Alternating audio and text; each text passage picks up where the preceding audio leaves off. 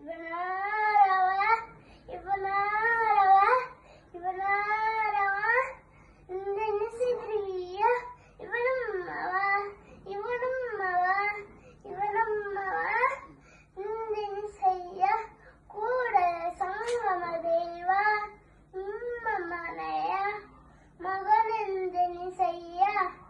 ಎಲ್ಲರಿಗೂ ನಮಸ್ತೆ. ನನ್ನ ಹೆಸರು ಋತ್ವಿಕ್. ನಾನು 6ನೇ ವರ್ಗದಲ್ಲಿ ಓದುತ್ತಿದ್ದೇನೆ.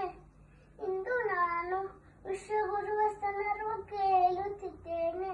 ವಿಶ್ವಗುರು ಬಸವಣ್ಣನವರು ಬಿಜಾಪುರ ಜಿಲ್ಲೆಯ ಬಾಗೇವಾಡಿಯಲ್ಲಿ ಜನಿಸಿದರು.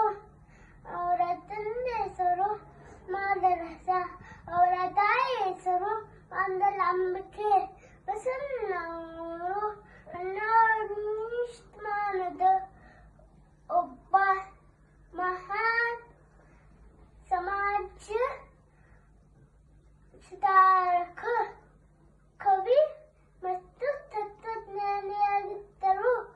ಅವರು ಸಾಂಪ್ರದಾಯಿಕ ಜಾತಿ ಪದ್ಧತಿ ಮತ್ತು ಆಚರಣೆಗಳನ್ನು ವಿರೋಧಿಸಿ ಸಮಾನತೆ, ಮಾನವತೆ, ಕಾಯಕವೇ ಕೈಲಾಸದಂತಹ ವಿಚಾರಗಳನ್ನು ಪ್ರತಿಪಾದಿಸಿದರು.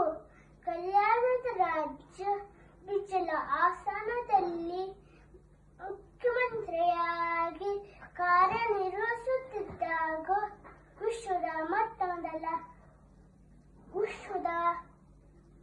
ಮೊದಲ ಸಂಸತ್ತು ಎನಿಸಿದ ಅನುಭವ ಮಂಟಪವನ್ನು ಸ್ಥಾಪಿಸಿದರು. ತಂದೆ ನೀನು, ತಾಯಿ ನೀನು, ಬಂಧು ನೀನು, ಬಳಗ ನೀನು, ನೀನು